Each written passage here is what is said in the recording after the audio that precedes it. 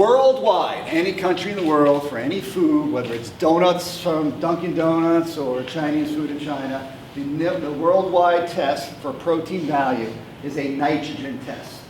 You take the product, you test the value of nitrogen that's in that, and then you use a conversion factor, and that will indicate to us how much protein is in there. It's only an indication, but it's the worldwide standard for protein testing. So when I send this out to my lab, they will test my product, they will see how much nitrogen is in there, and they'll give me back a result and say, yeah, you have 80% protein in there based on that. Well, a while back, companies figured out that amino acids, which are good, we're not putting amino acids down, but free-form amino acids are extremely high in nitrogen value. So if I were to take, for example, this example, creatine is in here. Creatine shows up as 5 grams of creatine will show up as 14 grams of protein claim. It's 2.8 times its weight in nitrogen value. And the reason it can be that is because we're testing it based on a protein.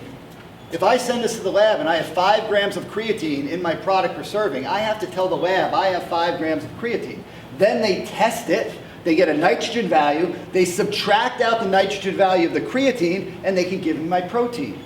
No company in the country does that. That's not the purpose of putting the creatine in there. The purpose of putting these amino acids in there is to spike nitrogen values up. The lab tests it, does not subtract out the nitrogen of the free-form amino acid, and then you get a basically false lie of how much protein. So in this example, this product here had 5 grams of creatine in it per serving. Now creatine is great. 5 grams is one hell of a dosage. It's exactly what you want on a daily basis.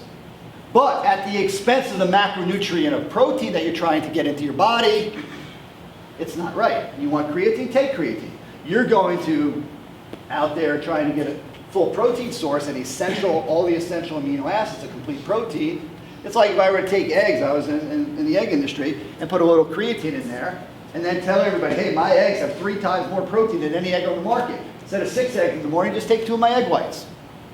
You're not getting it in there. This whole concept of putting amino acids into your protein powder is for this sole purpose of spiking it up. So this product that we thought was no good before, now gets really, really bad. In this particular case, your athlete is only getting 11 grams of protein when he thought he was getting 25. Those 11 grams are not coming from those good sources of protein that are giving quick and slow release for 2 to 3 hours, up to 4 hours. He's just getting a bunch of creatine and garbage proteins. This is, again, a standard in the industry. Now, when I show you this stuff, it's not that basement company that does this. It's not that brand that's made, someplace in Oshkosh or somebody's making it in the basement.